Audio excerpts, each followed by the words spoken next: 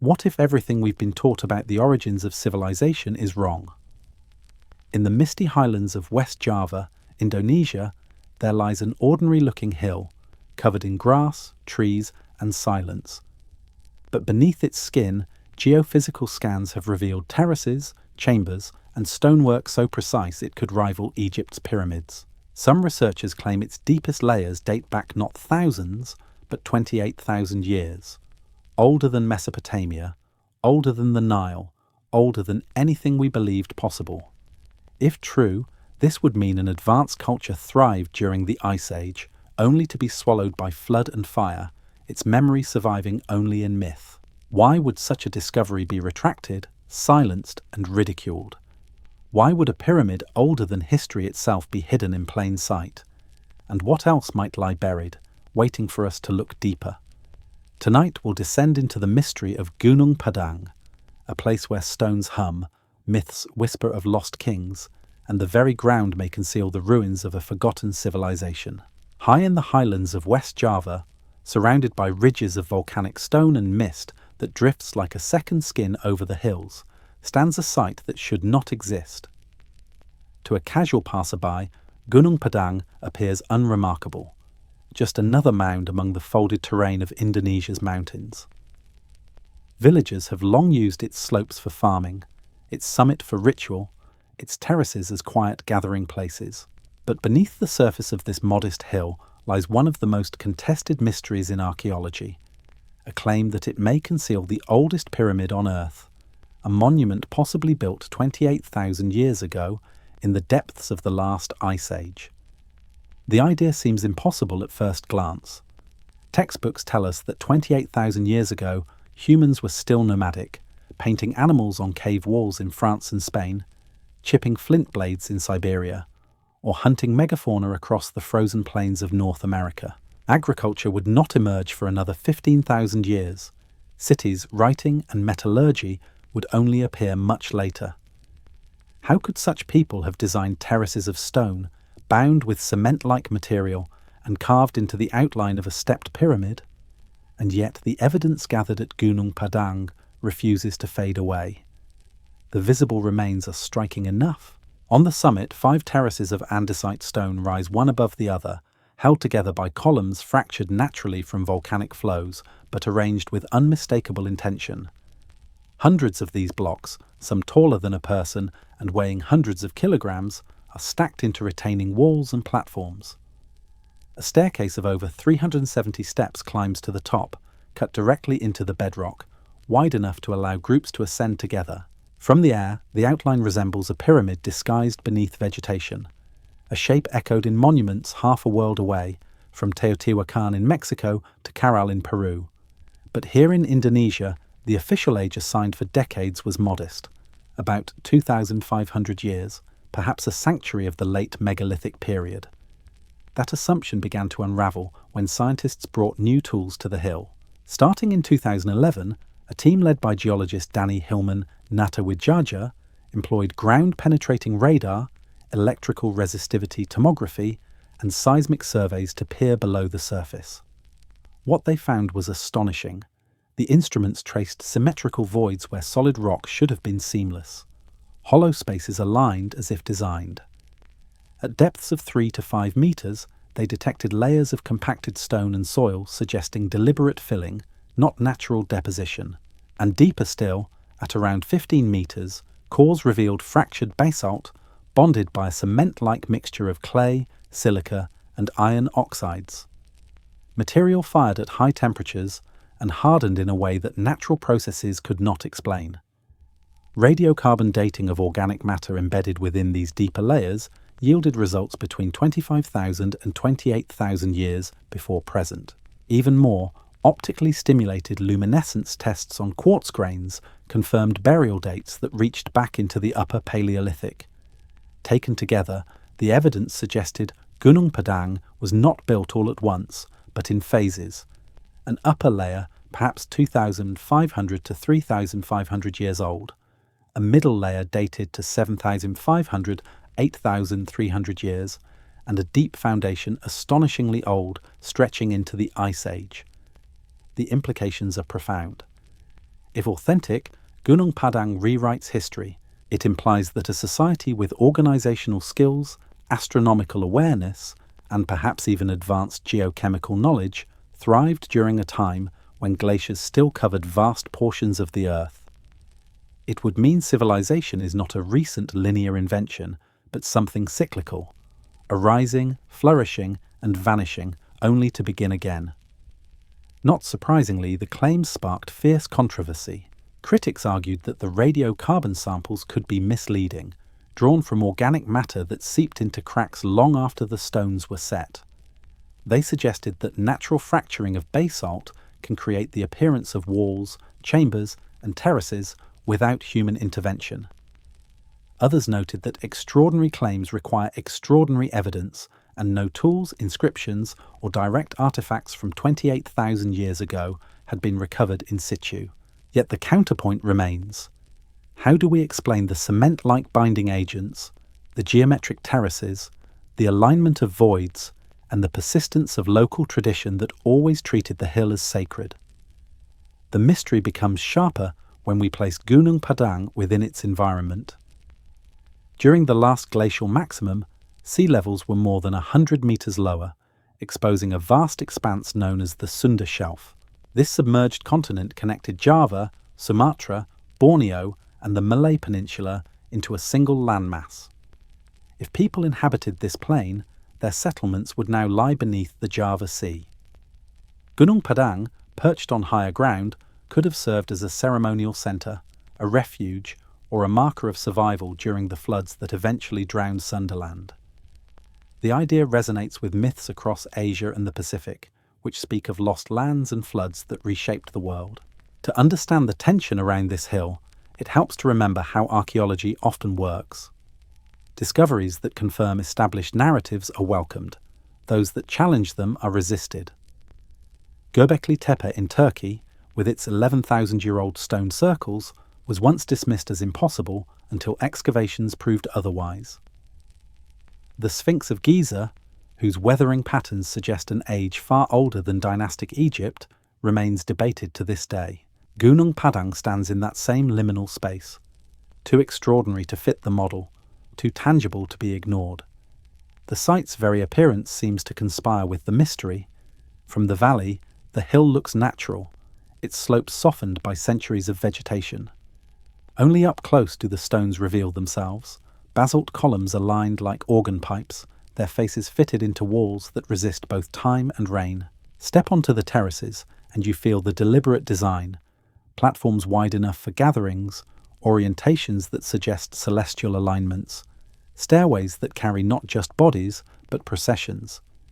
The air is thick with humidity, but also with suggestion, as if the place itself waits for recognition. When the Indonesian government backed new investigations in the early 2010s, hopes ran high. If chambers lay beneath, perhaps they contained artifacts to settle the debate. Tools, carvings, skeletal remains, or inscriptions that tied the stones unequivocally to human builders. But excavation was slow, contested, and eventually suspended amid political shifts and criticism from abroad. Still, the data from those early years, the scans, the cores, the radiocarbon samples, remain part of the record. They continue to point towards something deliberate, something old, something that should not exist according to the textbooks. Even now, as debates flare and fade, the terraces endure. The farmers who rediscovered them in 1979 still recall their astonishment. The Sundanese still bring offerings. Scientists still argue in conferences and journals. And the stones themselves still stand, weathered but resolute, as if waiting for us to ask the right questions. The question is not only whether the hill hides a pyramid, the question is why this possibility unsettles us so deeply. Why do myths, flood stories, and anomalous ruins around the world echo the same tale of a civilization that came before, one erased by cataclysm, remembered only in fragments? Gunung Padang is more than a site. It is a mirror held up to our assumptions, a challenge carved into volcanic stone, a reminder that the Earth's memory is longer than ours. To climb its terraces is to walk on the edge of two worlds, the history we accept and the history we fear to confront. Gunung Padang was a sacred place long before geologists brought their radar and drills. For the Sundanese people of West Java, the hill has always carried a weight beyond its stone.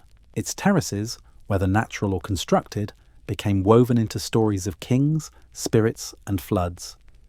Narratives passed down orally for centuries, shaping how communities understood the landscape around them. Among the most enduring tales is that of King Siliwangi, a semi-mythical figure often celebrated as the great ruler of the 15th century Pajajaran kingdom. According to legend, Siliwangi sought to build a grand palace on Gunung Padang in a single night. Assisted by supernatural forces, stones rose and terraces formed under his command. But before dawn, the work remained unfinished. Some versions say spirits intervened, jealous of his ambition. Others insist divine powers stopped the construction, leaving the terraces as an eternal reminder of human limits. What remains on the hilltop, villagers believe, is the unfinished dream of a king who dared too much. This story is not unique in its structure. Across Java and much of Indonesia, myths often link rulers with sacred landscapes, suggesting that kingship was not merely political, but cosmic, an alignment of human authority with divine will. The palace on Gunung Padang, even if never completed, symbolizes this union. It reminds listeners that power must be tempered by humility, and that nature or the divine can always interrupt human ambition. Beyond kingship, the hill is described as a mountain of enlightenment. In Sundanese tradition, it is a Pundan Berundak, a stepped sanctuary where the human world connects with the spiritual. Here, offerings are made to ancestral spirits. Shamans recount that the stones themselves hold memories, vibrating with energy that can heal or reveal visions. Oral accounts speak of villagers who climbed the terraces during crises, seeking protection in ritual, or finding solace in the belief that the mountain stood outside ordinary time. Such traditions echo global flood myths. Elders describe how, in times of great inundation, survivors gathered on high places like Gunung Padang. These stories mirror tales found worldwide: Noah's Ark resting on Ararat, Utnapishtim surviving in Mesopotamia's flood, Manu guided by a fish in India, and Polynesian chants of voyagers seeking refuge from drowned homelands. All preserve a shared memory of rising seas and sudden destruction.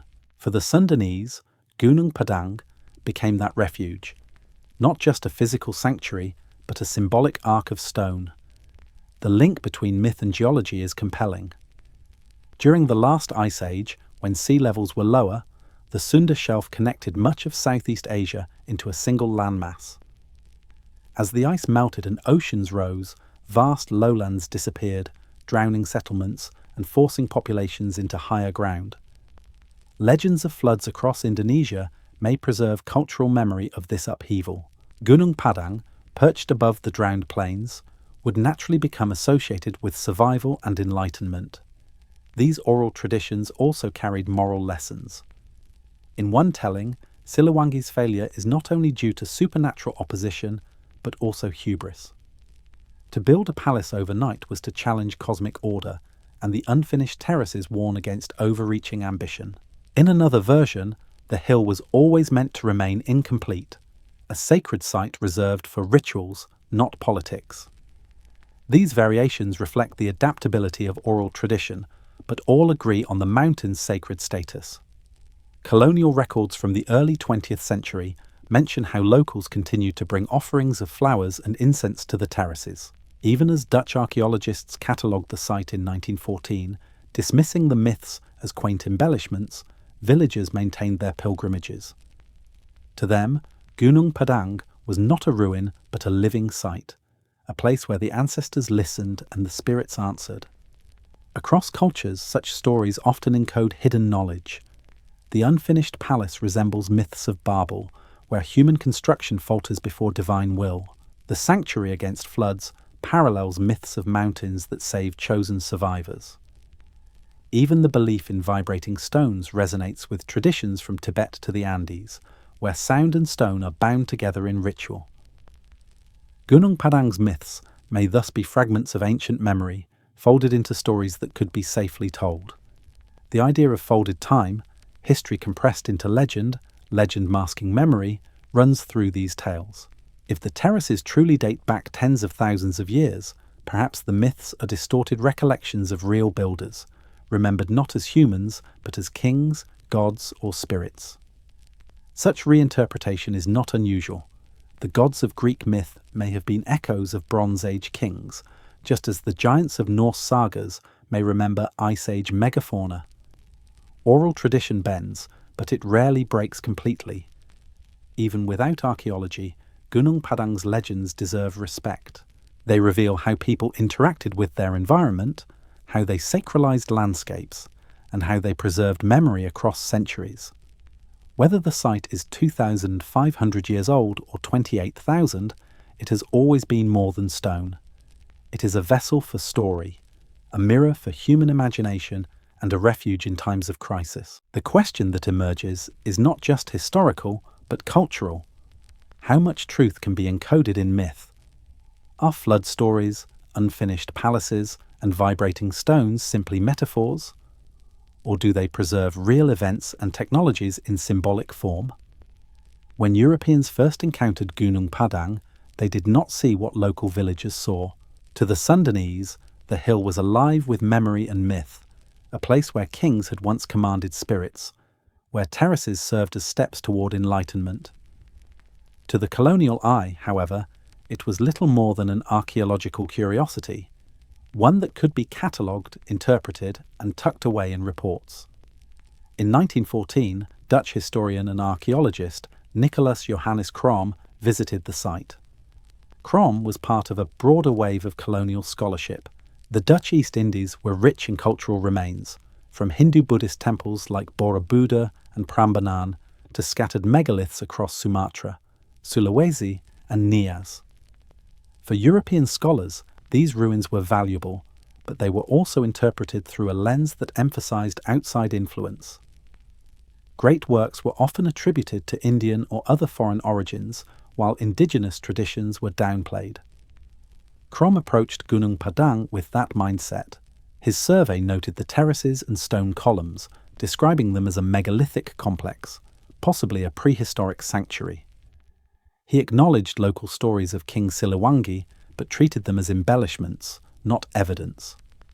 In his report, the terraces were interesting but not revolutionary, easily placed within the framework of late megalithic culture, perhaps a few centuries before the Common Era. The possibility that they might be vastly older, or that they might challenge the conventional timeline of Southeast Asia, was not considered. This tendency was not unique. Across the colonial world, indigenous monuments were often reinterpreted to fit European assumptions. In southern Africa, the ruins of Great Zimbabwe were for years attributed to outsiders because Europeans could not accept that local Africans had built them. In the Americas, earthworks and mounds were dismissed as natural formations until excavations proved otherwise. The same mindset travelled with Dutch archaeologists in Indonesia. Impressive structures must have foreign origins, while indigenous cultures were seen as passive recipients. By framing Gunung Padang as a modest sanctuary rather than a monumental achievement, Crom's report effectively buried the site in scholarly obscurity. It was catalogued but not prioritised, filed but not pursued. This was also a matter of political utility. The Dutch colonial administration had little interest in promoting narratives of ancient local sophistication. To do so might fuel nationalist pride in a colony already restless with anti-colonial movements. Highlighting Borobudur's Buddhist links to India, for instance, was safer. It emphasized foreign inspiration. Gunung Padang, with its unfinished terraces and strong ties to Sundanese myth, offered no such reassurance. For decades after Crom, Gunung Padang languished. The terraces were slowly reclaimed by vegetation, their stones covered in moss and soil. Local communities continued their rituals, bringing offerings, conducting ceremonies, but for the wider academic world, the hill barely registered. Colonial museums in Batavia, today's Jakarta, displayed statues and temple reliefs from Java's classical kingdoms, not fragments from Gunung Padang. It was a story repeated elsewhere. Sites that did not fit the narrative were sidelined. and yet the very act of colonial dismissal left traces that modern scholars now revisit. Crom's notes, archived in the Netherlands, describe alignments of basalt columns that remain visible today. His sketches, though limited, confirm that the terraces were recognised as deliberate structures even then. That recognition, however, never translated into serious excavation. Gunung Padang waited in silence. The broader context of early 20th century archaeology helps explain why. In 1912, just 2 years before Crom's visit, the discovery of Peking Man in China shifted global attention to human evolution in East Asia. In Europe, sites like Lascaux and Altamira had revealed Ice Age cave art, reshaping ideas about Paleolithic creativity. Against this backdrop, a steppe terrace in Java seemed provincial. Few could have imagined that a site in Indonesia might rival, or even surpass, those discoveries in age and significance. Local oral traditions continued to resist that marginalization. Villagers told stories of King Siliwangi's unfinished palace, of terraces built in a single night, of spirits guarding the hill. Pilgrims left flowers and incense, interpreting the site as a place of ancestral power. To them, Gunung Padang was never forgotten, never trivial. The contrast between indigenous reverence and colonial dismissal could not have been sharper. This pattern, local significance, colonial disregard, recurs across Indonesia. On Sumba, megalithic tombs were seen by locals as proof of ancestral authority, but colonial officials regarded them as primitive. On Nias, stone stairways and ritual plazas were central to community life, yet outsiders described them as curiosities. Gunung Padang fit that same template, meaningful to those who lived with it, marginalized by those who ruled over it. The silence that followed Crom's report meant that for most of the 20th century, Gunung Padang remained in the shadows. Unlike Borobudur, which was restored and promoted as a symbol of national culture, the terraces on the West Javan hilltop received little attention. Only in 1979, when farmers accidentally uncovered stone alignments while clearing fields, would the site re-emerge in national consciousness. By then, Indonesia was independent, and narratives of heritage carried different stakes. Looking back, the colonial encounter with Gunung Padang reveals more about the observers than the observed. The terraces were there, as they had always been. What changed was the frame through which they were seen. For villagers, they were sacred. For Crom, they were minor. For the colonial state, they were irrelevant. Each perspective shaped the fate of the site, determining whether it would be preserved, studied, or ignored. The stones themselves, however, were patient. Weathered by rain, bound by roots, they remained in place, waiting for another moment of discovery. And when that moment came in 1979, it would spark a very different kind of attention, one that reignited both national pride and international controversy. In the late 1970s, West Java was a landscape of quiet rhythms. Rice paddies stretched along the valleys, and the green slopes of Cianjur were dotted with small villages where people lived as their ancestors had for centuries. It was here, on an ordinary day in 1979, that 3 farmers, Endi, S, and Abidine, stumbled upon something that would bring Gunung Padang out of obscurity and back into the national spotlight. The men were clearing fields near the hill's slope when their hoes struck stone. At first they thought it was simply another outcrop, the kind of volcanic rock common in the region.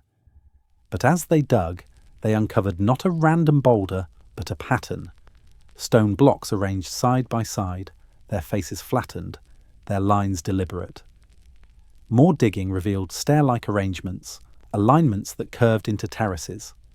The farmers quickly realized these were not natural formations. Word spread quickly through the nearby village of Karyamukti.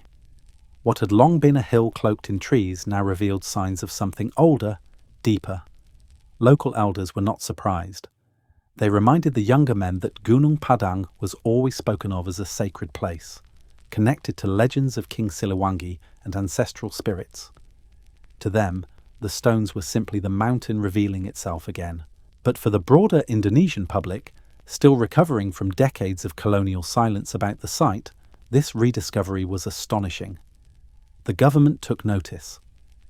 Indonesia in the 1970s was engaged in a project of nation-building under President Suharto's New Order regime. The young country sought to reclaim its cultural heritage, to assert that Indonesia had a history as deep and proud as any in the world. When news of Gunung Padang's terraces reached the Bureau of Archaeology in Bandung, officials dispatched teams to investigate. Archaeologists climbed the slope with notebooks and measuring tapes, cutting through vines and brush to expose the site. What they found was impressive. 5 terraces stretching across thousands of square meters, supported by hundreds of upright andesite columns. Some stones weighed hundreds of kilograms, yet were stacked into walls and platforms with careful precision. The terraces climbed toward the summit, connected by stairways that seemed to invite ceremonial processions. Although weathered and partly collapsed, the arrangement suggested deliberate design on a scale rarely seen in the archipelago. Reports published in the early 1980s concluded that Gunung Padang was indeed a megalithic site. Based on surface artifacts and comparisons with other Indonesian sites, archaeologists tentatively dated it to around 500 BCE to 1500 BCE, roughly 2,500 years old at most. Within the conventional timeline, this was impressive but not shocking. Indonesia already had a rich record of megalithic culture, from the stone tombs of Sumba to the menhirs of Nias. Gunung Padang, they argued, fit comfortably into this tradition. But villagers were unconvinced by such modest estimates. For them, Gunung Padang had always been ancient, a place linked not only to kings but to floods that reshaped the world. Some elders recalled stories of ancestors taking refuge on the hill when waters rose, stories that echoed myths from distant lands. To local memory, the stones were not mere relics of the Iron Age, but fragments of something primordial. As excavations continued, more details emerged. Archaeologists documented over 400 andesite columns, many arranged vertically like organ pipes, others laid horizontally to form pavements. Some sections seemed aligned to cardinal directions, raising the possibility of astronomical orientation. Offerings buried beneath certain stones suggested ritual use. Yet despite these findings, the scholarly consensus remained conservative. A remarkable site, yes, but firmly within the known timeline of Indonesian prehistory. Still, the rediscovery sparked excitement in the press. Indonesian newspapers in the early 1980s ran stories celebrating Gunung Padang as evidence of the nation's deep cultural roots. Television segments showed images of the terraces, with commentators speculating about their builders. For a country eager to assert its identity, Gunung Padang became a symbol of continuity with a forgotten past. Meanwhile, local religious practices persisted. Villagers continued to climb the hill with flowers, food, and incense, treating the terraces as a living sanctuary.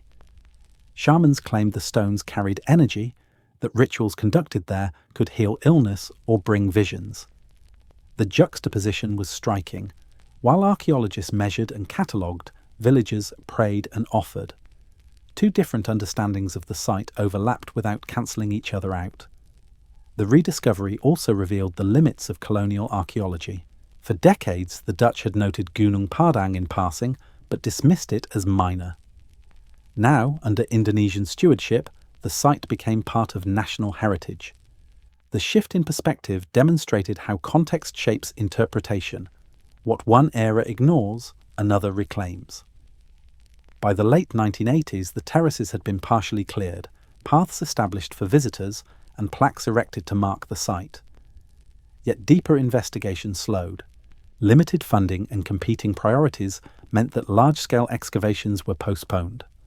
Gunung Padang remained a national curiosity rather than a global headline. The idea that it might be far older than the Iron Age lay dormant, waiting for new methods and new eyes.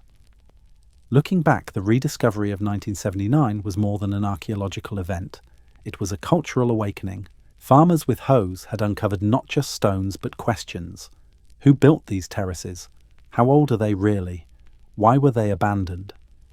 The answers given at the time were cautious, but the site itself refused to conform neatly. Its scale, its alignment, its resonance with myth all hinted at something deeper. And so, the terraces of Gunung Padang entered the modern era, balancing on the boundary between accepted history and whispered possibility. The story that began with 3 farmers clearing their fields still reverberates today. It reminds us how chance discoveries can rewrite narratives, how local memory can preserve what scholarship overlooks, and how stones lying quiet for centuries can suddenly shake the ground of history. But the central question remains unresolved. When ordinary people stumble upon extraordinary ruins, should we accept the official explanations given, or trust that sometimes myths and memories carry truths the textbooks are not ready to admit? What do you think? Share your thoughts in the comments and let us know where you're listening from tonight. At first glance, Gunung Padang looks like a green hill softened by centuries of rain and vegetation. But as you ascend its slope, the ground begins to change. Stones emerge from beneath the grass, first scattered, then ordered, until suddenly you find yourself standing on a vast platform of basalt columns. From here, the hill reveals its secret. It is not a simple mound, but a series of terraces that climb toward the summit, carved and arranged with an intent that defies the passage of time. Archaeologists have identified 5 distinct terraces, each one built from hundreds of hexagonal andesite columns fractured from volcanic flows. These stones, naturally formed in pillar-like shapes, were quarried, transported, and stacked into walls and pavements. Some stand vertically like organ pipes, others lie horizontally to create walkways. Many weigh several hundred kilograms, yet they have been arranged with surprising stability. The lowest terrace spreads wide, an open space large enough to hold gatherings. Its retaining walls form an enclosure where rituals could have been performed, or where communities may have assembled. Climbing higher, the terraces narrow, each step elevating those who ascended toward the summit. The uppermost terrace is smaller but commanding, its stones forming an altar-like space that feels deliberately oriented to the sky. The effect is unmistakable. The entire hill has been sculpted into the profile of a stepped pyramid, its broad base tapering upward like a stairway into time. At the heart of this design lies the central staircase. Archaeologists counted 370 steps, carved directly into the slope, flanked by retaining walls that still endure despite centuries of tropical rain and seismic tremors. The staircase is wide enough for processions, suggesting it was not built merely for individuals, but for groups ascending together, perhaps priests, leaders, or pilgrims. Local guides today describe climbing it as a meditative act, the rhythm of footsteps blending with the subtle hum of the stones. The scale of Gunung Padang is startling. Estimates place its visible complex at around 150,000 square meters, larger than many modern stadiums. To put this in perspective, that is greater than the area of the Great Pyramid of Giza at its base. While the Egyptian pyramid is taller and more geometrically precise, Gunung Padang's spread suggests a monumental effort, a community willing to reshape an entire hill into terraces of stone. Comparisons naturally arise with other step pyramids across the world. In Teotihuacan, Mexico, the Pyramid of the Sun dominates a cityscape, its stepped levels leading skyward. In Caral, Peru, one of the oldest known cities in the Americas, pyramids of earth and stone form ceremonial centers. The resemblance to Gunung Padang is uncanny. Terraces built not for shelter, but for ritual, aligned to celestial patterns, meant to endure across generations. Yet if the deepest layers of Gunung Padang are truly 25,000 to 28,000 years old, then it predates Caral and Teotihuacan by tens of millennia. Why terraces? Across cultures, step designs seem to embody a universal language. They mimic mountains, natural places of reverence where humans sought the presence of gods. By shaping hills into terraces, ancient builders created artificial mountains, sanctuaries that could serve as both temple and stage. The effort required, quarrying, transporting, stacking, suggests communal purpose, not individual ambition. These were not dwellings but monuments meant to link earth and sky, human and divine. The construction techniques at Gunung Padang remain puzzling. The basalt columns were likely quarried nearby, yet transporting and arranging them up a steep slope without wheels or beasts of burden implies sophisticated logistics. Some researchers suggest ramps and levers, others consider communal labour sustained across generations. More speculative theories propose the use of resonance or sound to aid in moving the stones, an idea inspired by myths from Tibet and South America, where chanting or instruments were said to make stones light. Even without such speculation, the engineering is impressive. The terraces are stabilised by retaining walls that have endured centuries of seismic activity.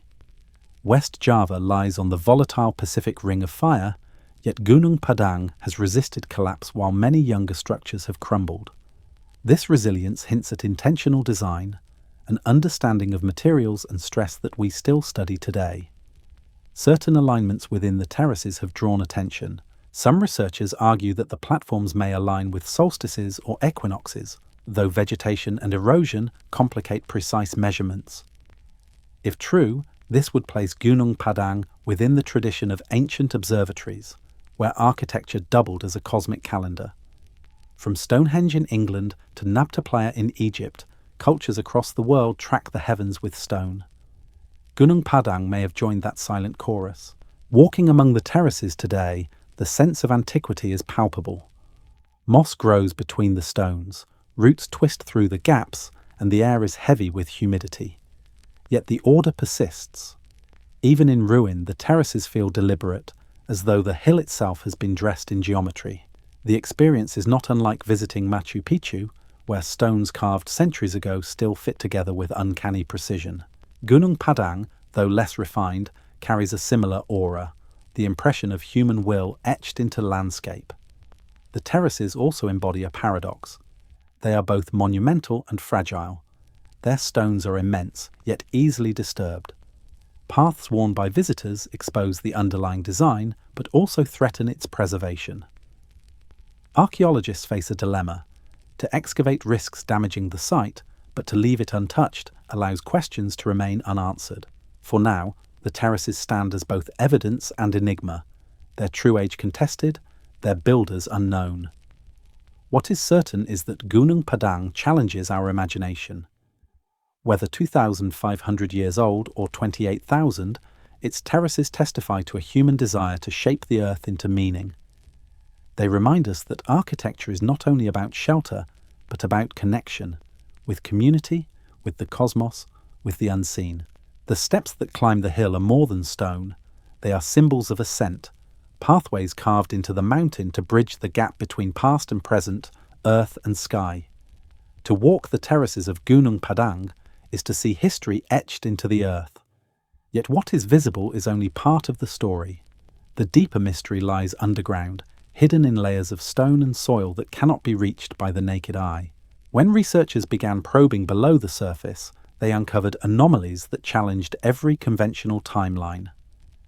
Beginning in 2011, Indonesian geologist Danny Hillman and his team brought modern instruments to the site. Instead of relying on shovels alone, they deployed methods more familiar to geophysics than archaeology. Ground-penetrating radar, GPR, was used first, sending electromagnetic pulses into the hill. Where solid rock should have returned uniform signals, the radar found sharp boundaries, rectangular shapes and voids, patterns that suggested design, not chaos. The team then employed electrical resistivity tomography, ERT. By passing electrical currents through the hill and measuring resistance, they mapped densities beneath the terraces. Again, the results were unusual. Zones of high resistivity hinted at open cavities, while orderly patterns suggested walls or compacted fills. The hill behaved less like a solid natural mound and more like a structure composed in layers. To confirm these findings, seismic tomography was added. Vibrations generated on the surface were tracked as they travelled through the ground. If Gunung Padang were simply a volcanic hill, the wave speeds would be predictable. Instead, seismic data showed disruptions consistent with hollow chambers and fractures that seemed too linear for geology alone. Finally, core drilling extracted slender cylinders of earth from various depths. These samples were more than dirt, they were time capsules. At shallow levels, cores revealed the expected: weathered stone, surface soils, traces of recent human activity.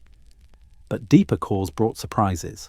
Basalt blocks bound together by a cement-like mixture of clay, silica, and iron oxides. Under microscopic analysis, this compound appeared fired at high temperatures, resembling primitive concrete. Embedded organic materials, when radiocarbon dated, yielded ages between 25,000 and 28,000 years before present.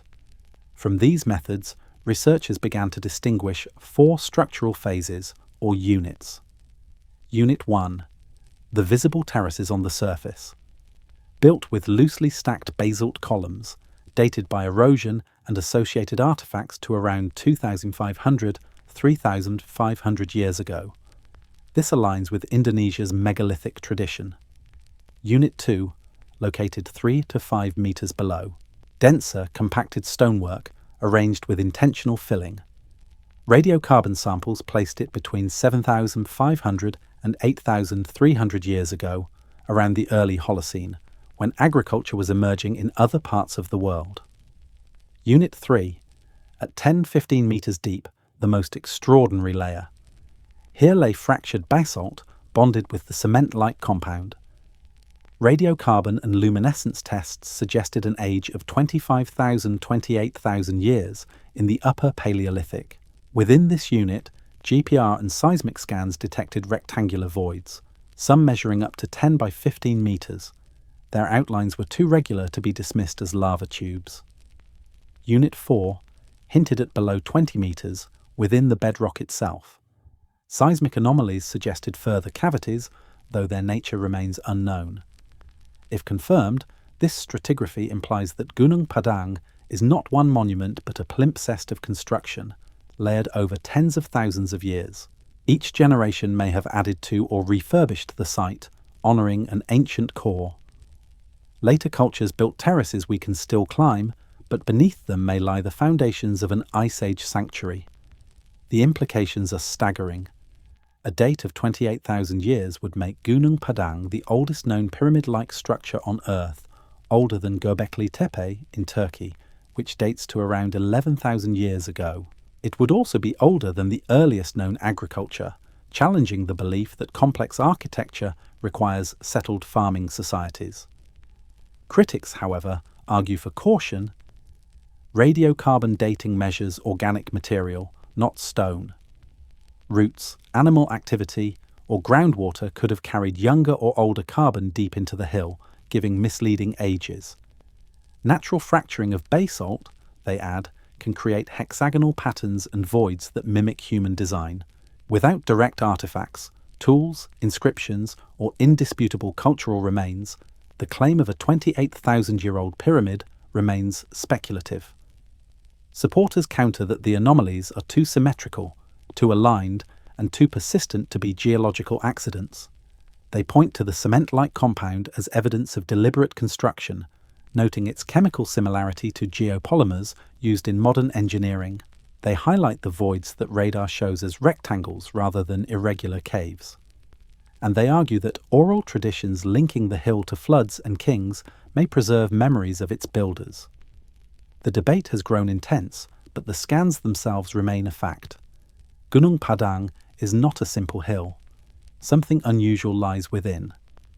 Whether natural or artificial, the subsurface anomalies demand explanation. Visualizing the interior is an exercise in layered imagination. Picture standing on the terraces, moss beneath your feet, while below you lie hidden chambers. Some may be empty, others filled with collapsed stone. Some may contain relics sealed away for millennia. Even emptiness would be extraordinary, for it would prove that humans carved and hollowed the hill on a monumental scale. The sense of potential discovery lingers. Other ancient sites have revealed surprises only after non-invasive surveys became excavation. At Teotihuacan in Mexico, radar scans led to the discovery of tunnels filled with offerings beneath the Pyramid of the Feathered Serpent. At Giza in Egypt, muon tomography recently uncovered voids inside the Great Pyramid. Gunung Padang may yet join this list if exploration continues. For now, the terraces above ground remain the only visible proof. Yet the unseen layers stir imagination and argument alike. If they are natural, the hill is still an extraordinary place of myth and ritual. If they are artificial, then Gunung Padang is a monument that pushes civilization back into the Ice Age.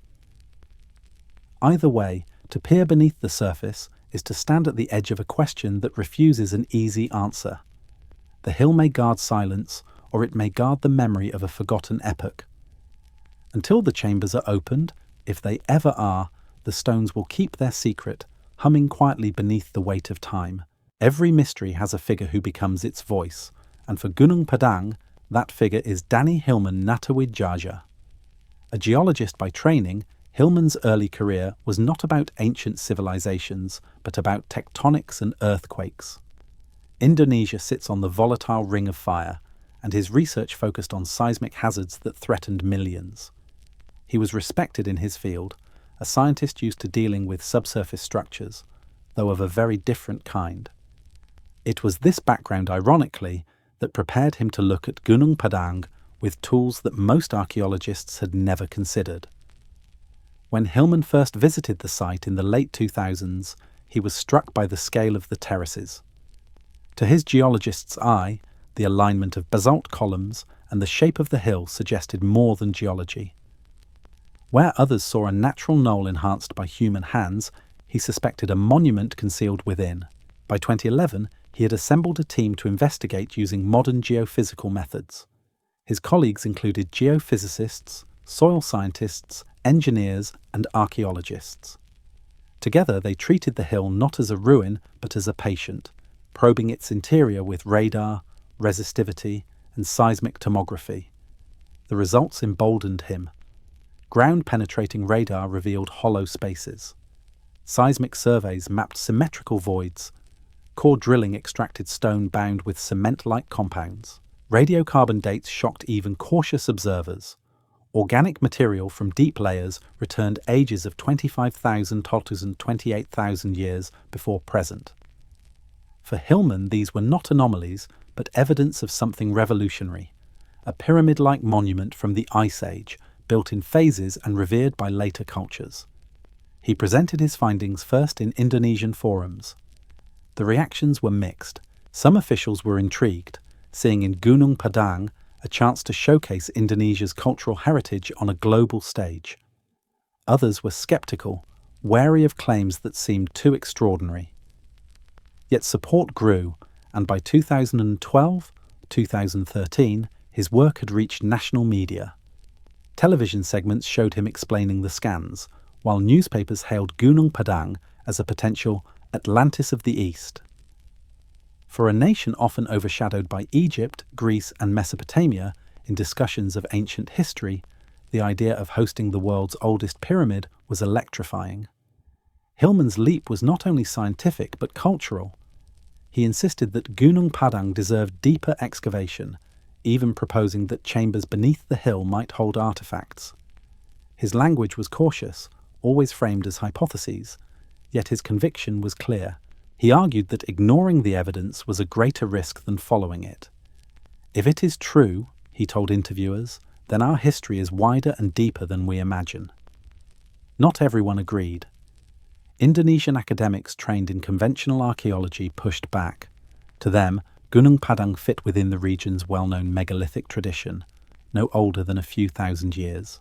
They warned that Hillman's interpretations risked fueling pseudo-archaeology, comparing him to fringe theorists who linked pyramids to aliens.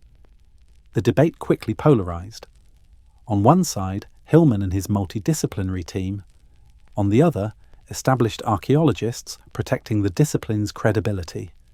The controversy reached beyond Indonesia. International scholars began weighing in, many of them critical. They pointed out that radiocarbon dating measures organic material, not stone. Roots, burrows, or groundwater could contaminate samples. Geological processes, they argued, can mimic artificial structures.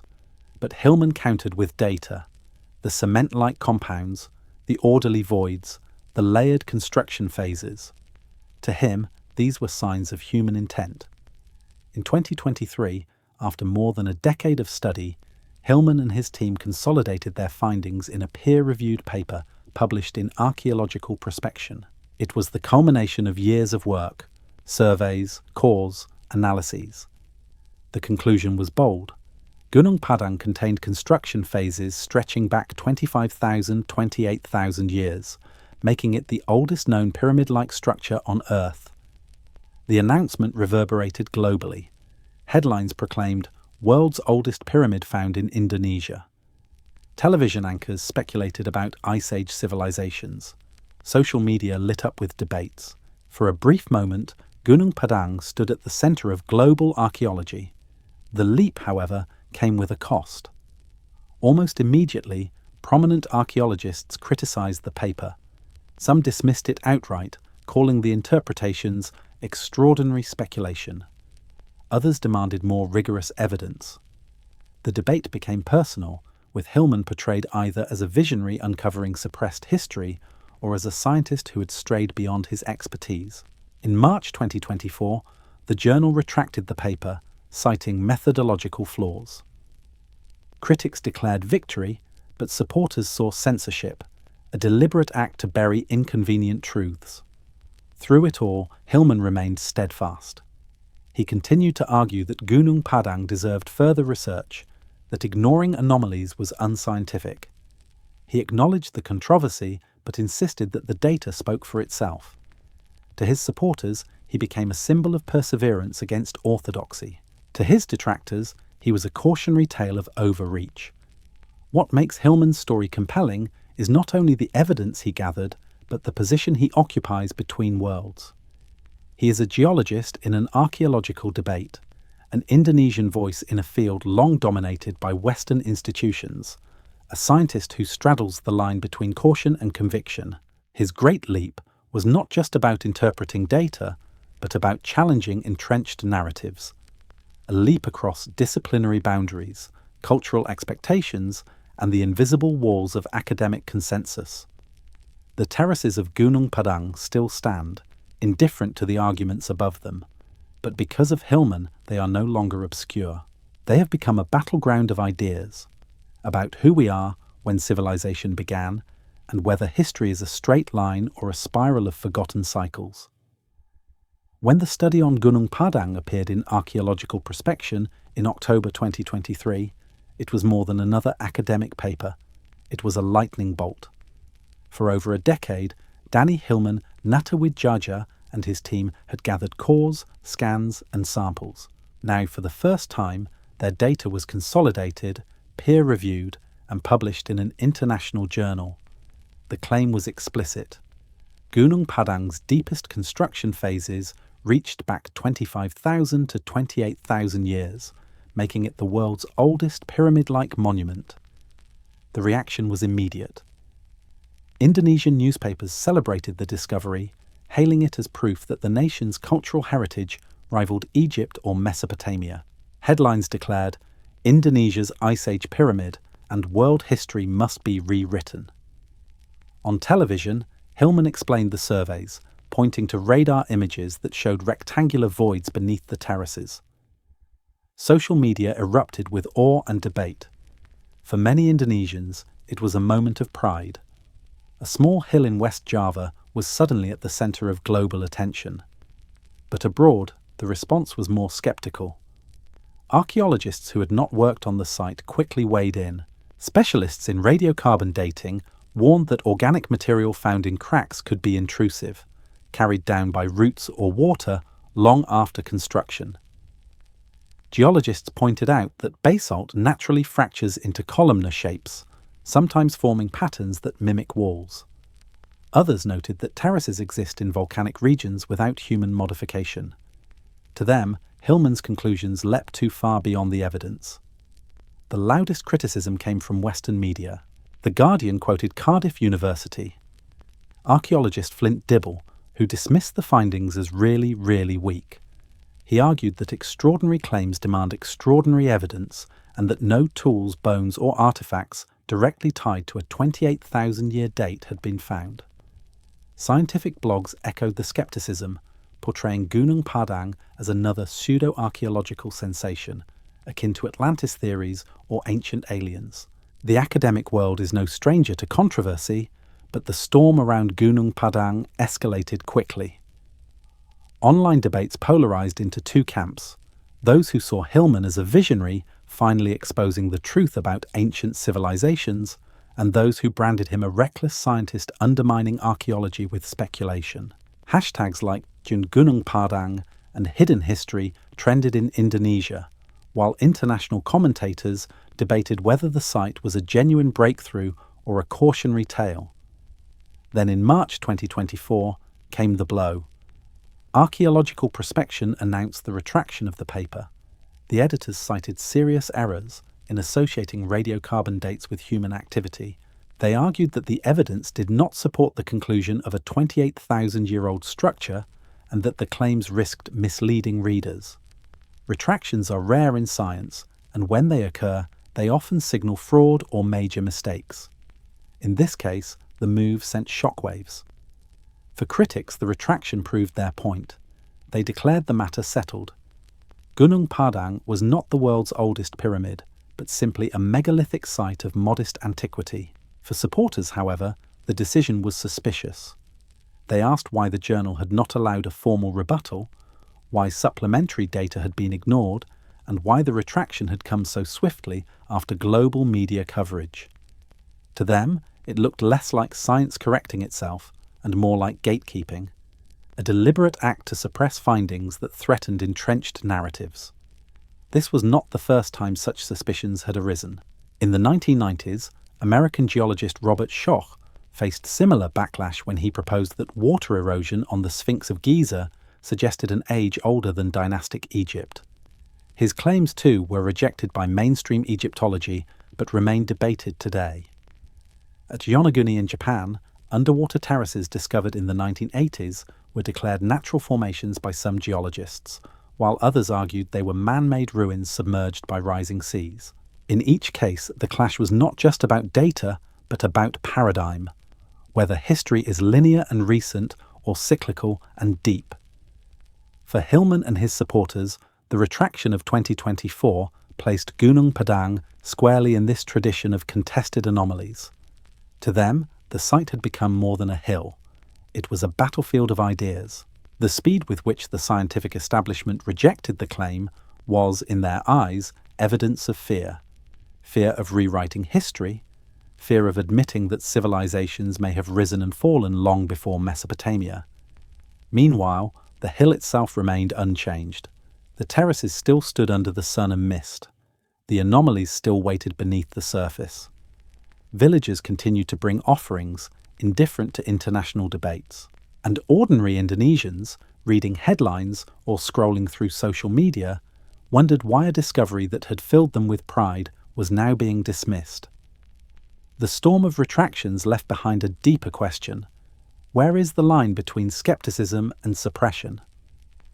Scientific caution is necessary, but so too is openness to possibilities. By retracting too quickly, did the journal close the door on a discovery that might, with more study, prove transformative? Or did it simply protect the integrity of archaeology from being swept away by speculation? Gunung Padang sits at the intersection of these questions. To some, it is a monument that proves civilization is older than we think. To others, it is a natural hill overinterpreted by eager researchers. But regardless of the verdict, the storm itself has become part of the site's story. A reminder that truth is not only hidden in the earth, but also contested in the halls of science. So we are left with a challenge. When evidence unsettles us, do we dismiss it, or do we investigate further, even at the risk of overturning what we believe? Do you think the retraction of Hillman's paper was a necessary act of scientific rigor, or an attempt to silence a discovery too disruptive for comfort? Share your thoughts in the comments and tell us where in the world you're listening from tonight. And if these mysteries stir your imagination, consider subscribing to the channel, so you won't miss the next journey into the shadows of forgotten history. The terraces of Gunung Padang are striking enough on their own. Yet what deepens the mystery are the fragments recovered from its soil, objects that do not belong neatly within the timelines taught in school. They are small, scattered, and often contested, but taken together they form a gallery of anomalies, artifacts that shouldn't exist if the conventional chronology is correct. During surveys and drilling between 2011 and 2014, researchers reported finding unusual items lodged in the soil and fill layers of the hill. Among them were metallic discs resembling corroded coins. Their surfaces bore faint patterns, some geometric, others resembling symbols, though weathering made details uncertain. When subjected to basic analysis, the composition suggested alloys of copper with trace elements not typical of natural inclusions. This hinted at smelting, a technology supposedly thousands of years younger than the deepest layers of the site. Nearby, beads and ornaments of obsidian and quartz were uncovered. Their surfaces were polished smooth, far beyond what natural tumbling in rivers could achieve. Some pieces were traced to volcanic sources dozens, even hundreds of kilometers away, implying trade networks or journeys at a time when mainstream history assumes isolated bands of hunter-gatherers. The craftsmanship of these ornaments suggested intention, decoration, status, or ritual. Perhaps most puzzling were the fragments of binding material extracted with the core samples. These were not loose soils but hardened compounds, mixtures of clay, silica, and iron oxides fused by heat into something resembling concrete. Microscopic study indicated firing at high temperatures, upwards of 800 degrees, creating a geopolymer substance similar in resilience to Roman concrete. If these samples truly belong to Unit 3, dated between 25,000 and 28,000 years ago, then Gunung Padang's builders possessed a knowledge of materials far ahead of their supposed era. Other finds were more modest but equally intriguing. Polished stone tools with edges so fine they rival modern blades emerged from some cores. One axe head bore traces of embedded iron particles, possibly from ore hammered into basalt. Some spear points were discovered with symmetrical grooves, as if designed not only for hunting but for symbolic alignment. Their orientation matched cardinal directions, raising the possibility that they served both practical and ceremonial functions. None of these artifacts, taken alone, would be enough to overturn the established timeline. But together, they suggest a society experimenting with metallurgy, trade, symbolic expression, and advanced construction techniques long before such achievements were thought possible. The parallels with other global anomalies are hard to ignore. Consider the Antikythera mechanism, a Greek artifact dated to around 200 BCE, which functions as a complex astronomical calculator. It revealed a level of mechanical sophistication that seemed centuries out of place. Or the Baghdad battery, clay jars with copper and iron inserts that some speculate could generate electricity, though their purpose remains debated. Then there are the crystal skulls of Central America, carved with precision techniques that modern gem-cutting struggles to replicate. Gunung Padang's contested artifacts belong to this same family of enigmas. They are the kind of finds that provoke fascination in some and skepticism in others, precisely because they do not fit neatly into the puzzle of history. Skeptics argue that many of these items may be intrusive, carried into deeper layers by roots, burrowing animals, or seismic shifts. They warn that contamination can skew interpretations, making recent objects appear ancient. In their view, metallic discs or polished beads might be artifacts of later periods that slipped into cracks and voids. Without controlled excavation and secure contexts, extraordinary claims cannot be made. Supporters counter that the context of Gunung Padang is unique. The layered construction, Units 1 through 3, suggests successive phases of building and rebuilding, each sealing earlier materials within. If ornaments and binding compounds are truly embedded in Unit 3, then they must belong to a world far older than the Iron Age. The cement-like geopolymers, in particular, are difficult to dismiss as intrusive. Their integration with basalt blocks suggests deliberate use, not accidental contamination. The debate over these artifacts mirrors the broader tension at Gunung Padang, whether to interpret anomalies conservatively, folding them into the known framework, or to consider them as hints of a forgotten chapter of human history. Neither position can be proven without deeper excavation, yet both shape how the site is remembered. Imagining the hill as a time capsule, one can picture its terraces not only as platforms but as vaults of memory. Each layer of fill may contain remnants of tools, ornaments, or materials that record the lives of people who once climbed these steps. Perhaps ceremonies left offerings buried within walls. Perhaps floods washed debris into crevices, later sealed by construction. Or perhaps chambers still untouched contain caches of objects waiting to speak. Until such discoveries are made, the existing artifacts remain tantalizing fragments. Small voices that challenge big assumptions. Their presence forces us to ask uncomfortable questions. Could metallurgy have been discovered, lost, and rediscovered? Could long-distance trade have flourished during the Ice Age, then vanished with rising seas? Could humans have mastered geopolymers tens of thousands of years before Rome? Gunung Padang's artifacts, disputed as they are, invite us to widen our view of the past. They remind us that absence of evidence is not evidence of absence, and that sometimes the smallest fragments can destabilize the grandest narratives. Whether they are errors, intrusions, or genuine relics of an Ice Age civilization, they ensure that the hill remains more than terraces of stone. It is also a question carved in material culture, a question still unanswered. Walk across the terraces of Gunung Padang, and the first impression is one of silence. A silence heavy with mist, broken only by the rustle of leaves or the cry of a bird. Yet if you linger and strike the stones, the silence shifts. Some blocks ring out like gongs, others hum with a low vibration, as though the mountain itself is tuned. Local shamans have long spoken of this, describing the site as alive with sound, a place where the earth speaks back to those who listen. In the early 2010s, researchers decided to test these claims with instruments. Using accelerometers, microphones, and acoustic mapping, they measured the vibrations produced when basalt columns were tapped or when people walked across them. The results were remarkable. Certain stones amplified frequencies around 440 Hz, the same frequency used today to tune orchestras. Others produced harmonic overtones, a layered resonance that lingered in the air longer than expected. Within the terraces, some walls seemed to funnel sound, carrying vibrations farther than normal. The effect was even stronger in the subsurface voids revealed by radar and seismic scans. When sound waves entered these chambers, they reverberated, amplifying instead of fading. The data suggested that the cavities beneath Gunung Padang were not accidental. They behaved like resonators. To some researchers, this was evidence that the hill's builders understood acoustics, shaping the monument not only for sight and ritual, but also for sound. Such acoustic properties are not unique to Gunung Padang. Across the world, ancient monuments reveal similar designs.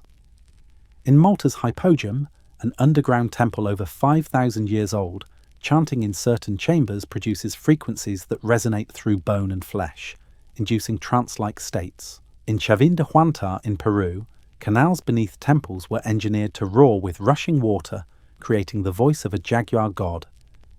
At Stonehenge in England, modern tests have shown that the circle of stones reflects sound inward, like an ancient amphitheatre. Even myths echo this theme.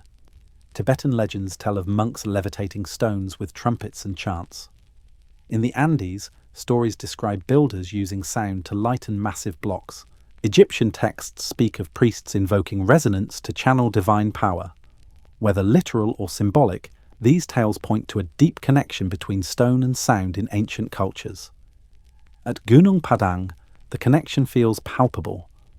Villagers recall how shamans used the terraces as ritual stages. Chants, drums, and bamboo instruments would echo across the hill, amplified by the stones themselves. Some believe the vibrations could heal illness or open visions. Others say the mountain served as a training ground for spiritual leaders, a place where resonance attuned the mind to higher states. Modern science lends cautious support. Studies in psychoacoustics show that certain frequencies can alter brainwave patterns, inducing calm or heightened awareness. Vibrations at 110 Hz, for instance, affect activity in the frontal cortex associated with trance and meditation. Resonance can also ease physical pain, regulate heartbeat, and synchronize group activity. If Gunung Padang's builders discovered these effects through experience, they may have engineered the terraces to harness sound deliberately. The possibility extends beyond ritual. Some theorists suggest resonance might have had practical uses, perhaps aiding in the movement of heavy stones. Laboratory experiments show that vibrations can reduce friction between surfaces, even levitate small objects under controlled conditions. While no one suggests entire terraces floated on sound, the idea that resonance eased construction is not far-fetched. Ancient builders may have known intuitively that striking or chanting at stones made them easier to maneuver. Still, skeptics argue for caution. Basalt, being crystalline, naturally resonates. Anyone who has tapped a rock and heard it ring knows this effect. The measured frequencies, they say, are coincidences of geology, not proof of ancient acoustic engineering. To them, the myths of singing stones are cultural interpretations layered onto natural properties. Yet intention remains a possibility. The alignment of stones, the placement of terraces, and the presence of hollow chambers all suggest design. If resonance was merely accidental, it was an accident embraced and amplified by those who used the site. Even skeptics concede that Gunung Padang's acoustic qualities would have impressed its builders, shaping ritual and meaning. Experiencing the sound firsthand is haunting. Visitors describe tapping a column and hearing the vibration travel through the terrace, as though the mountain itself were answering. At night, when the air is still, the effect intensifies. The stones seem to breathe with sound, a faint hum beneath the silence. For those who believe, it is the voice of ancestors. For others, it is geology made sacred. For all, it is unforgettable. The singing stones of Gunung Padang thus add another layer to the enigma. They make the hill not just a monument of stone, but an instrument of time, one that may have been tuned for ritual, healing, or communication with the cosmos. Like other ancient sites that hum, roar, or echo, it suggests that sound was as central to sacred architecture as shape or alignment. Whether deliberate or natural, these acoustic properties remind us that ancient people engaged with the world in ways we are only beginning to rediscover. To them, sound was not just heard but felt, a bridge between body and spirit, earth and sky. And so, the terraces of Gunung Padang do not only rise against time, they sing through it. Gunung Padang does not stand in isolation. Its terraces of stone may be rooted in the soil of West Java, but when we widen our gaze, the site begins to echo a larger pattern, a constellation of ruins scattered across the globe that seem to whisper the same unsettling message: that human history may be older, deeper, and more cyclical than we allow ourselves to believe. One of the most compelling comparisons lies beneath the sea, off the coast of Yonaguni, Japan. In 1986, divers searching for hammerhead sharks stumbled upon what looked like a massive staircase descending into the deep. Step-like platforms, sharp angles, and terraces stretched across a submerged plateau. Some features resembled walls and pillars, others wide plazas. To Professor Masaki Kimura, a marine geologist, the formations were unmistakably artificial, possibly dating back 10,000 years, when lower sea levels exposed the East China Sea. Critics countered that sandstone naturally fractures into geometric patterns, but the resemblance to monuments above water remains eerie. Like Gunung Padang, Yonaguni stands at the blurred boundary between geology and architecture, between accident and intention. Half a world away in southeastern Turkey, excavations at Göbekli Tepe have redefined archaeology. Discovered in the 1990s, this hill revealed circles of massive T-shaped pillars, some carved with intricate animals and symbols. Radiocarbon dates place the site around 11,000 years ago, long before cities, farming, or metalwork were thought possible. Mainstream scholars accept Göbekli Tepe as genuine, but its existence forces a revision of the old narrative, that complex architecture required agriculture. It showed instead that ritual could come first and settlement later. Gunung Padang, if equally ancient, would push that boundary even further into the depths of the Ice Age. Egypt too contributes its enigmas. The Great Sphinx of Giza, carved from limestone, has long been dated to around 2500 BCE. But in the 1990s, geologist Robert Schoch argued that erosion patterns on its body could only have been caused by heavy rainfall, last seen thousands of years earlier when the Sahara was green.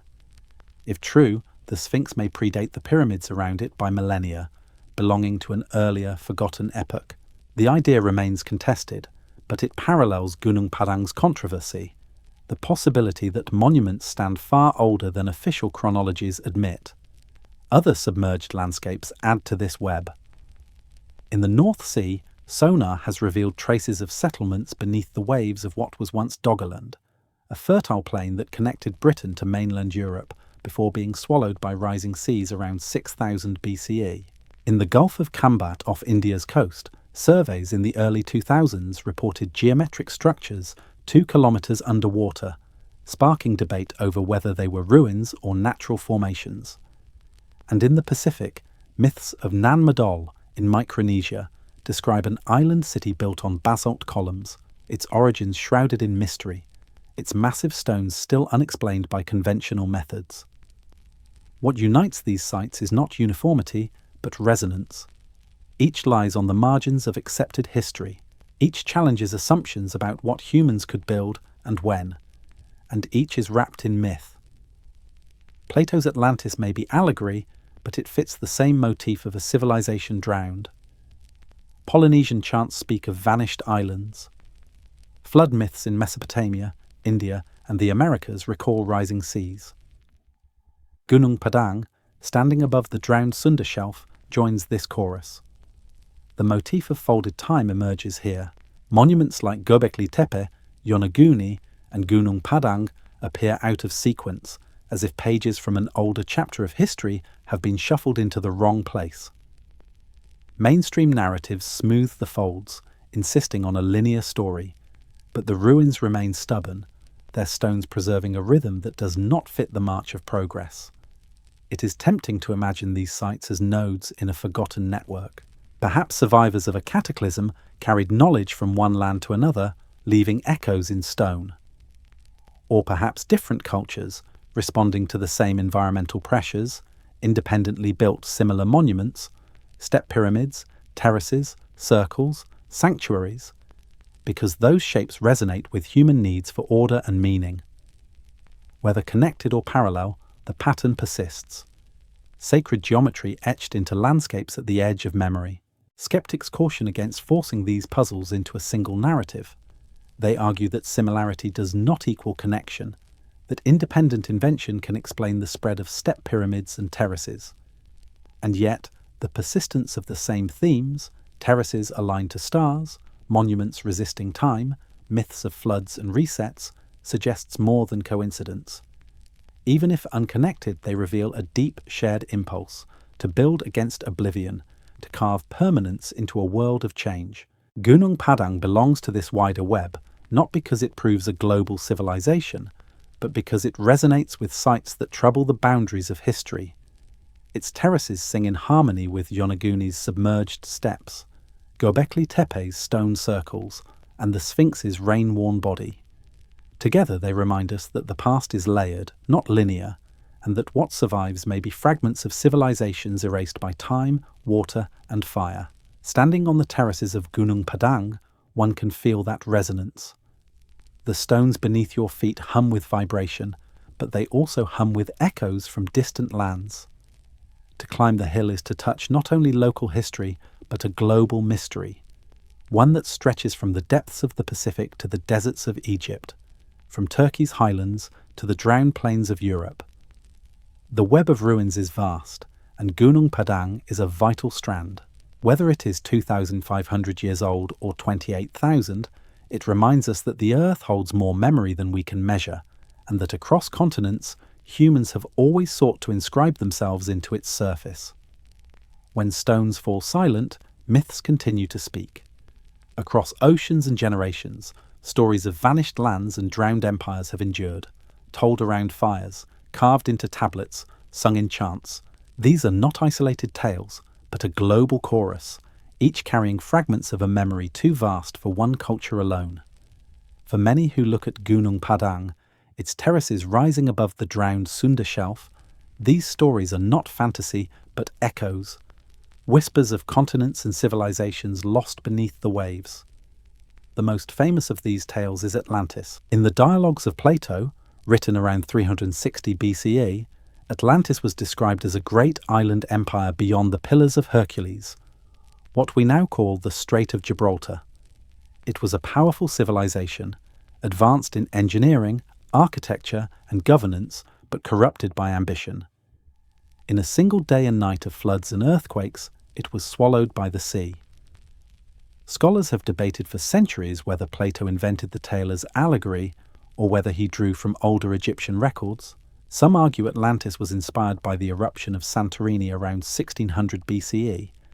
Others see it as a metaphor for hubris. Yet the image remains vivid.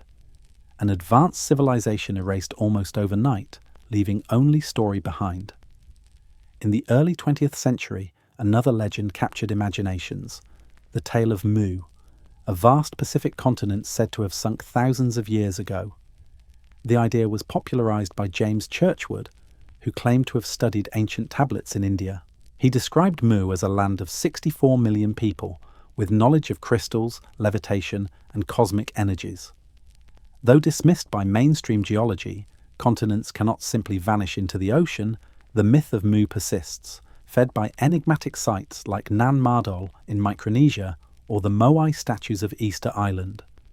To some, Gunung Padang, lying on the edge of the Pacific, stands as a sentinel of that lost world. Closer to Indonesia is the idea of Sunderland. Unlike Atlantis or Mu, Sunderland is not myth but geology. During the Ice Age, when sea levels were more than 100 metres lower, the islands of Java, Sumatra, Borneo, and the Malay Peninsula were connected into a single vast landmass. This drowned continent stretched across what is now the Java Sea, the South China Sea, and the Strait of Malacca. When the ice melted around 12,000 years ago, most of Sunderland disappeared, leaving only the highlands as islands. Genetic studies suggest that human populations spread widely from this region, carrying languages, crops, and myths with them. For many researchers, the flood legends of Southeast Asia and Oceania may preserve cultural memories of Sunderland's drowning. In this light, Gunung Padang is not only a pyramid, but a high point of refuge, a monument that remained while plains and coastlines sank. Flood myths worldwide reinforce these themes. In Mesopotamia, the Epic of Gilgamesh recounts how Utnapishtim survived a deluge sent by the gods, building a vessel to carry life forward. The Hebrew Bible tells the story of Noah, guided by divine command to ride out the flood and repopulate the world. In India, the tale of Manu describes how a giant fish warned him of rising waters, instructing him to build a boat. Among the Polynesians, chants remember islands swallowed by the sea and voyagers setting out to find new shores. The Maya and Aztecs told of previous worlds destroyed by floods, fire, and darkness, with ours being only the latest. Though details differ, the structure is strikingly similar. A flourishing world undone by cataclysm, survivors guided to safety, knowledge carried forward in fragments. Myths, in this view, are not inventions but vessels, ways of preserving trauma across millennia. They may distort details, but they hold on to the essence, the memory of worlds erased. Gunung Padang's association with enlightenment, kings and floods fits neatly within this global web. To the Sundanese, it was a sanctuary where ancestors sought refuge when waters rose. To Plato's Greeks, Atlantis was a city swallowed whole. To Pacific Islanders, Mu was a world broken into scattered fragments. To modern geology, Sunderland was a continent drowned by rising seas. Each story, myth or science converges on the same truth. The sea has taken much from us, and memory has tried to give some of it back. This convergence raises unsettling questions. If Sunderland is real and Gunung Padang stood upon it, might the myths of Mu or Atlantis also preserve echoes of real places? Could different cultures, separated by oceans, have remembered the same global flood in their own tongues? And if so, how much of what we call myth is actually fractured history? Skeptics argue that flood myths are universal simply because floods are universal. Every culture has experienced rising rivers, tsunamis, or storms, and these naturally become stories. But the scale of the myths, floods that drowned entire continents, survivors who became ancestors of new civilizations, suggests something greater than local disaster. The end of the Ice Age, with its rapid sea level rise, fits the scale too well to be coincidence. For those who see Gunung Padang as part of this tapestry, the hill is not only a puzzle of stone, but a beacon pointing toward a shared memory.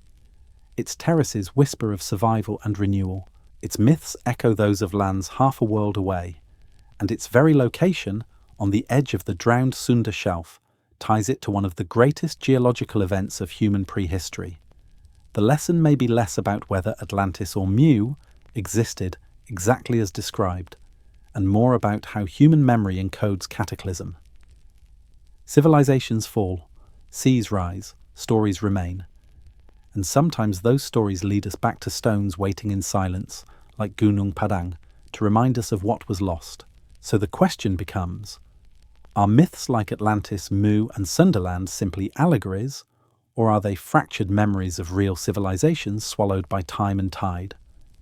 Share your thoughts below, and if you find these mysteries compelling, consider subscribing, so you won't miss our next journey into the shadows of forgotten history. Roughly 12,800 years ago, the Earth lurched into chaos. The Ice Age that had lasted for millennia was nearing its end.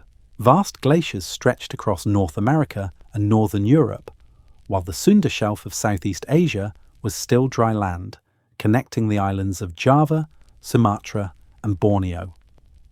Human groups lived as hunter-gatherers, navigating rivers, plains, and coastlines that no longer exist today. Then something happened. A catastrophe that scholars call the Younger Dryas event. The climate shifted with shocking speed. Ice core samples from Greenland show that within a few years, global temperatures plunged by up to 10 degrees. It was as if the Earth had been thrust back into glacial conditions almost overnight.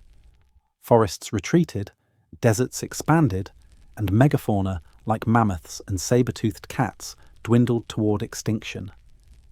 What caused this sudden reversal? The debate remains unsettled. One camp of scientists argues that the melting of ice sheets released torrents of freshwater into the North Atlantic. Massive glacial lakes such as Lake Agassiz burst through ice dams, flooding the ocean and disrupting the Gulf Stream. This would have plunged the Northern Hemisphere into deep cold, triggering global consequences. Another camp points to the Younger Dryas impact hypothesis. According to this theory, fragments of a disintegrating comet struck the ice sheets, igniting continent-wide fires and sending shockwaves across the globe. Evidence for this includes layers of soot known as black mats, rich in nanodiamonds, microspherules, and iridium, markers of cosmic impact found from North America to Syria. At sites like Abu Huraira in the Levant, microscopic glassy spherules suggest surfaces melted at temperatures higher than any natural wildfire. Whether from ice or fire, the results were devastating. Sea levels surged as glaciers collapsed. In some places, coastlines advanced inland by kilometers in a single generation. Vast tracts of fertile land drowned beneath the rising oceans. The Great Plain of Doggerland, once a bridge between Britain and Europe, vanished beneath the North Sea. In Southeast Asia, the Sunda Shelf was swallowed, leaving only islands where once there had been continents. Communities living on those coasts lost everything: their homes, their fields, their temples, preserved now only in the myths of floods and vanished lands. Archaeological evidence hints at the upheaval. In North America, the Clovis culture, once dominant with its distinctive spear points, collapsed abruptly around the start of the Younger Dryas. In the Fertile Crescent, settlements were destroyed, but within centuries, agriculture emerged, perhaps as a survival response. At Göbekli Tepe in Turkey, massive stone circles appear around 9600 BCE, almost as if survivors of catastrophe chose ritual as their anchor in a remade world. For the peoples of Southeast Asia, the trauma may have been equally profound. Oral traditions across Indonesia, Polynesia, and Australia speak of floods that swallowed ancestral lands. The Aboriginal peoples of Australia preserve some of the world's oldest continuous stories, including accounts of rising seas that matched geological reconstructions from over 10,000 years ago. In Java, the legends tied to Gunung Padang, survivors fleeing to high ground, a mountain of enlightenment protecting its people, echo this global pattern. The idea of a global reset takes shape here.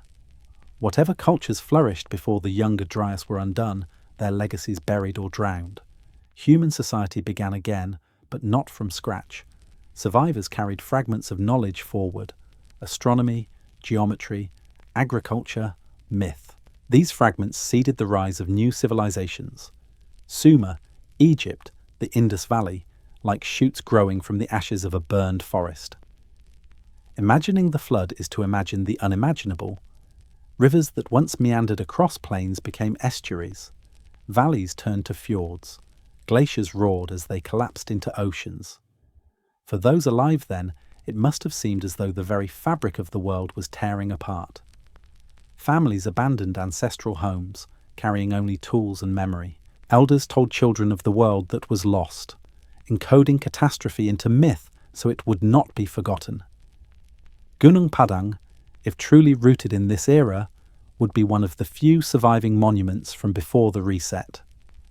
Its terraces may have stood as a refuge while seas advanced, its stones a sanctuary against both water and fire.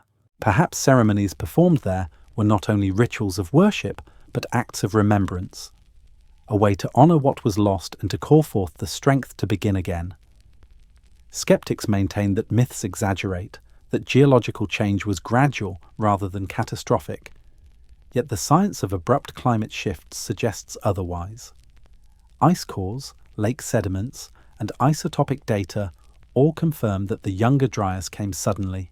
For human beings, whose lifespans are brief compared to geological time, even changes unfolding over decades would have felt instantaneous. What is certain is that humanity endured, reshaped by crisis.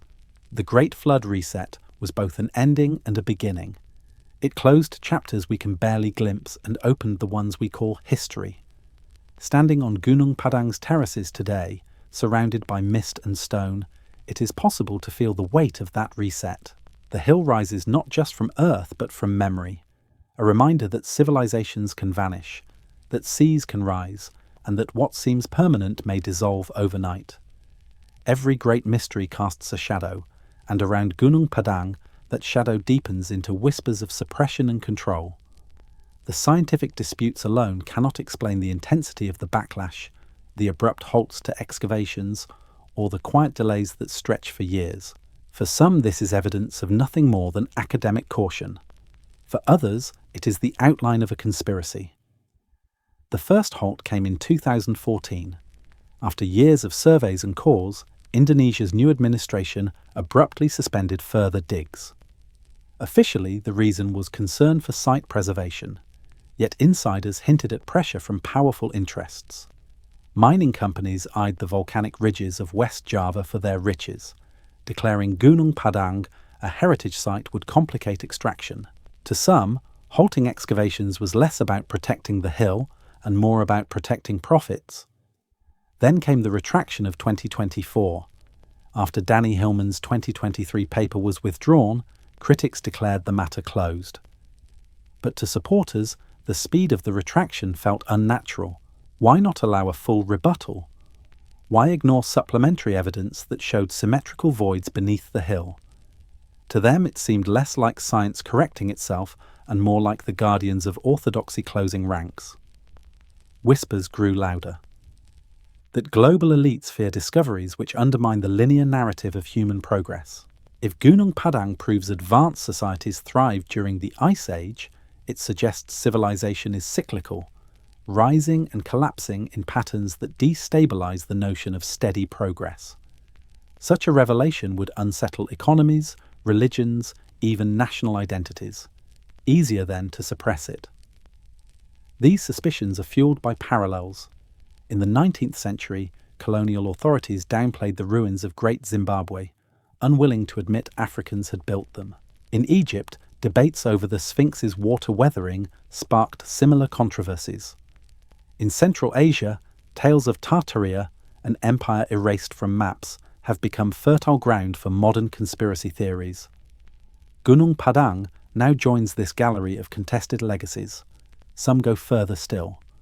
Alternative historians suggest the hill may conceal not only chambers, but technologies, resonant stones harnessing geomagnetic fields, or repositories of knowledge sealed away against catastrophe. If such discoveries were real, they could challenge modern energy monopolies. Why fund oil and coal when free energy was once carved into stone? Why cling to fragile infrastructures if ancient builders knew how to draw power from the earth itself?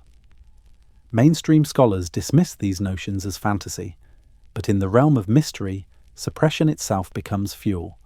The less we are allowed to know, the more compelling the hidden becomes. Gunung Padang is no longer just a hill. It is a battlefield of narratives, preservation versus exploitation, science versus speculation, memory versus forgetting. And yet, beneath the shadows of conspiracy, the work has not stopped.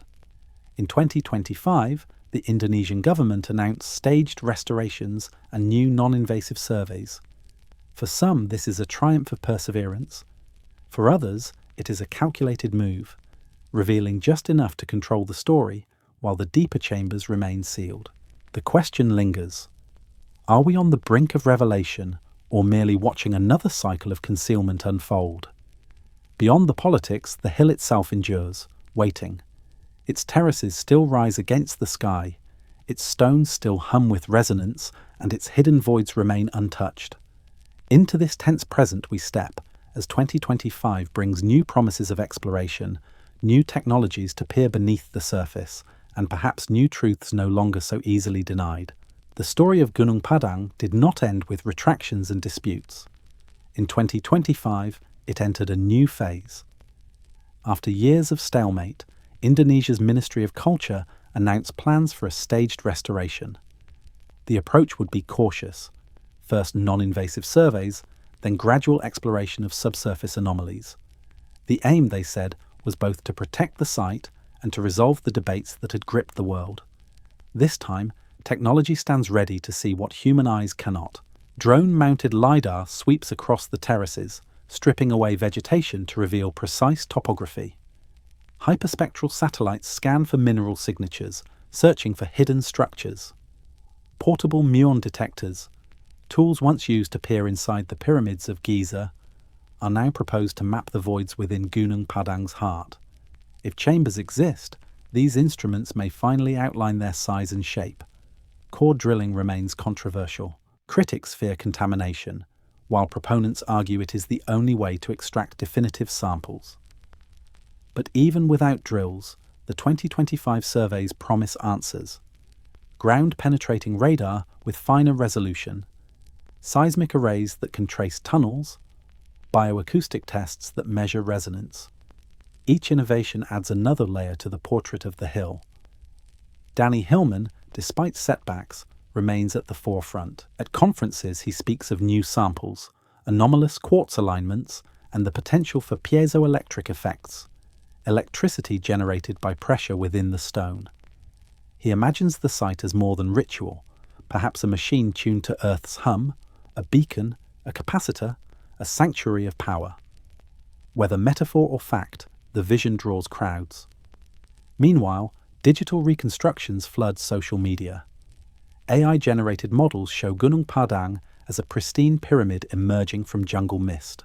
Though speculative, these images capture the public imagination.